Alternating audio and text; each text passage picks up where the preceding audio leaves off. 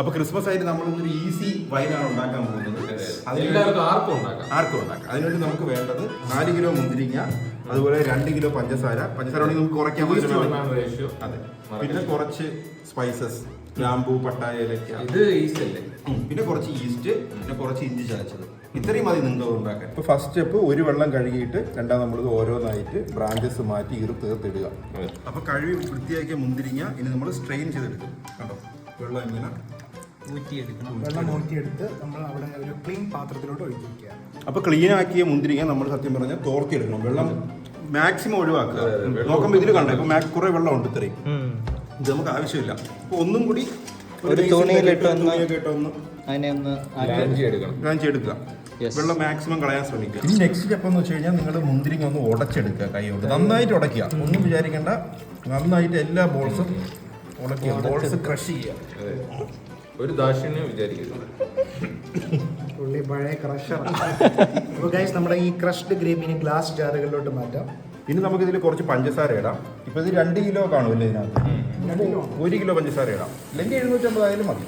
ഇനി നമുക്ക് ഫെർമെന്റേഷൻ വേണ്ടിയിട്ട് ഈസ്റ്റ് ഇടണം.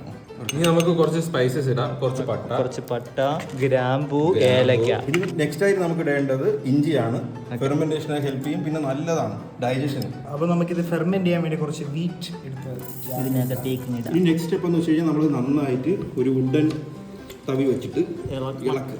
ഇനി കുറച്ച് തിളപ്പിച്ചാറിയ വെള്ളം നമുക്ക് ഫില്ല് ചെയ്യാം.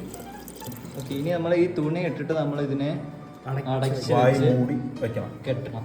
അപ്പോഴത്തേക്ക് ഇത് എത്ര ദിവസം ഇനി വെക്കണം? ഇത് നമുക്കൊരു 7 ദിവസമെങ്കിലും മിനിമം വെക്കണം. 3 ദിവസം വെച്ചാൽ ഒരു ഒട്ടും വീര്യമില്ലാത്തൊരു സാധനം കിട്ടും. നമുക്ക് 7 ദിവസം വെക്കണം. ഓക്കെ, ഇത് കണ്ടോ, ഇനി നമ്മൾ അടുത്ത് വയ്ക്കുക. ഇതാണ് ഇതിന്റെ batch number. Batch I D ഒക്കെ ഉണ്ട്. അല്ലാതെ 373ാമത്തെ ബാച്ചാണ്. അതെ, 750 ഉറപ്പായിട്ട് റെഡി.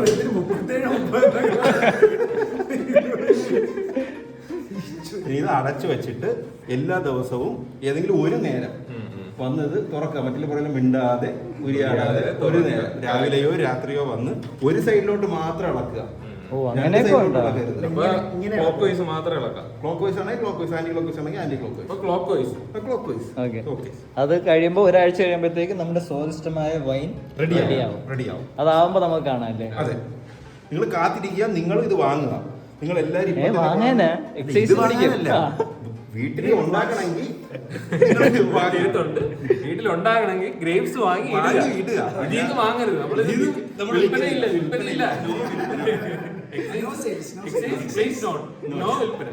ഇതിൽ ആൽക്കഹോൾ ഇല്ല. ഉണ്ടെങ്കിൽ തന്നെ നമ്മൾ റിമൂവ് ചെയ്തിട്ടേ കുടിക്കും.